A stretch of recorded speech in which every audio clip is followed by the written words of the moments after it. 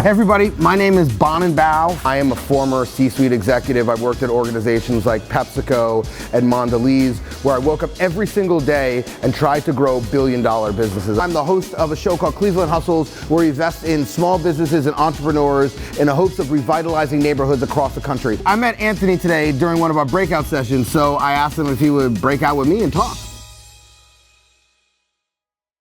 And so here I am with Anthony Frasier. I was at Breakout. We ran into each other. Yeah. Anthony is a successful entrepreneur who had a business out in Silicon Valley, which he'll tell us about. Now he's here in Newark. Currently he's working for Newark Venture Partners. Yes. Anthony, tell us a little bit about who you are.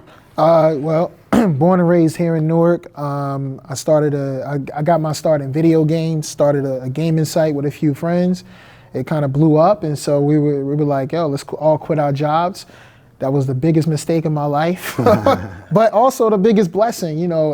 But it taught me about entrepreneurship, and I took those skills and basically, applied to a whole bunch of internships, even though I didn't have a college degree, and told them like, look, I got this website that gets more traffic than yours. Give me a shot. Eventually, one of those guys gave me a shot.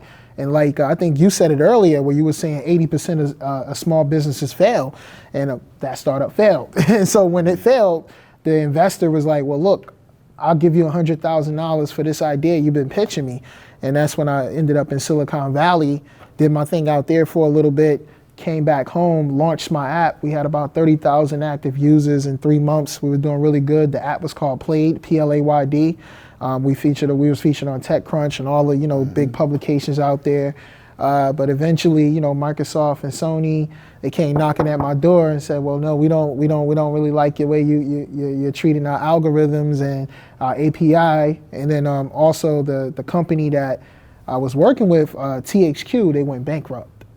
And so a lot of bad things happened at one time, and I ended up shutting that business down, and I started a company called the Fat Startup. Which was teaching, hip hop and entrepreneurship, bridging the gap between the two. We did conferences all over the country, DC, New York, partnered with AT&T, PayPal, a few others.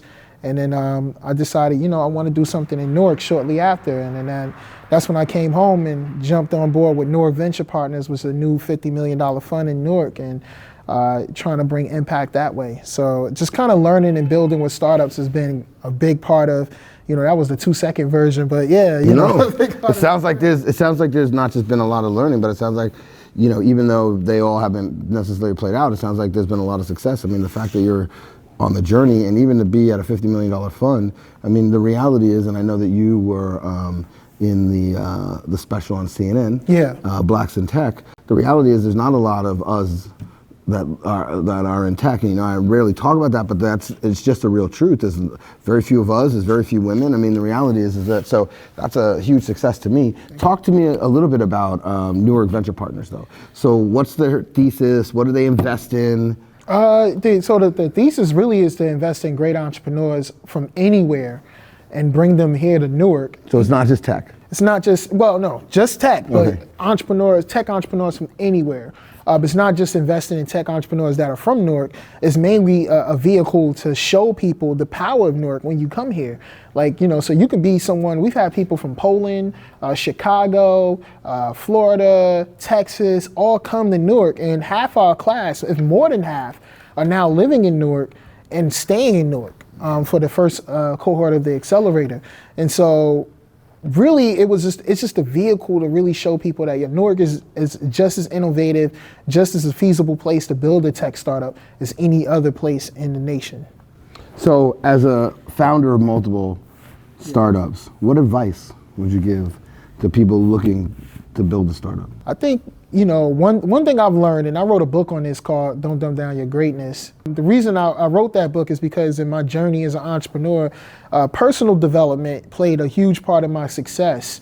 And I think personal development is just really learning how to be patient, really learning how to set goals, really learning a lot of those things about being an entrepreneur that don't come in a business book. And I think business books are cool, but I think that we need to develop ourselves as people. And I noticed that as my personal development rose, so did my business development alongside it. And it was just some things that just came natural. Being magnetic, networking, doing things of that nature. When you're confident, you love yourself, you approach the whole situation differently. You're more outward, you're more outgoing, you're more talkative. People like you more. Those are things that you need to succeed in business. And I think that personally developing yourself is the key to success.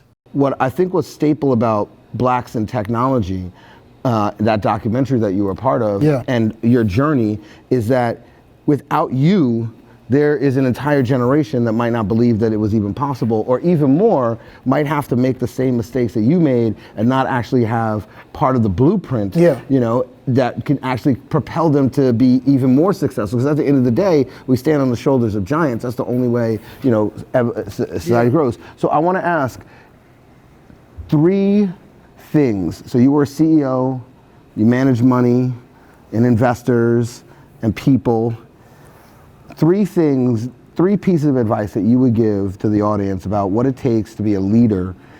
You know, I don't want to say entrepreneur, but literally to be a leader inside of your own organization. I think the number one thing is to have compassion. I think that you definitely have to be diligent, but I think understanding people is key to being a leader in anything. And so, you know, I was always an introvert, you know, growing up. And sometimes I am. Sometimes, you know, you can't find me for a whole weekend. But, you know, being a leader at a company, sometimes you really have to get out of that shell and really become a people person. You have no choice. If you're not a people person, you will become one when you become an entrepreneur. The second thing I think I would tell people is patience. A lot of people think A to Z, they don't think A to B. And I think you definitely have to have a plan, and you definitely have to be patient. I think a lot of young entrepreneurs, especially millennials, we look at success so fast. If you look at Instagram, you see people, you know, partying, doing 0 everything. to a billion, 4. Yeah. And it's like, they see that and they're like, well, I'm gonna be an entrepreneur. And then the next week after they made that decision, they're like, damn, man. I'm broke. Like, what happened? Where's the jacuzzi? Where's that life? You know? And so I think patience is key. And I think the third thing is really passion. I think, honestly, not even think, like, I know if you're not passionate about something, you will run out of gas and that's it. And you won't be successful if there's no level of passion in what it is that you do. You have to have a why, because the money won't come for a very long time. And only people who are passionate about what they do will be able to withstand that drought of not having cash, of not having, you know, supporters, without having resources, without having all the things that you think you may get. If you don't have those things, you're only gonna run on passion. And so if you don't have enough of that, then it's game over. Wow, you're making me think, am I doing what I'm, anyway.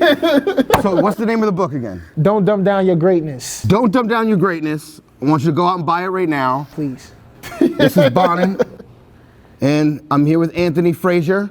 I hope you listen to those 3 pieces of advice. And if you have any other questions, I'd love to hear from you. I actually got one more thing. Yeah, please go ahead. It's actually, you know, I'm the one that dictates how this goes. I heard it go from ahead, your boy Maverick Carter, actually. Oh, Mav, yeah. And Maverick Carter said, you don't get what you deserve, you get what you negotiate.